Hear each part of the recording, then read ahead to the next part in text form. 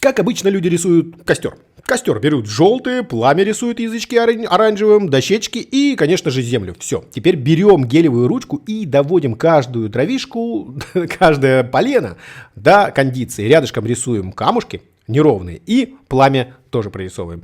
Теперь можно дорабатывать. Темные, коричневые, черненькие, может быть, камушки, черная земля. Сам костер, он такой красно-оранжевый, всякие мелкие искры добавьте. И не забудьте на каждый камушек добавить и оранжевый, и блески желтого. Рядышком немножко зелени.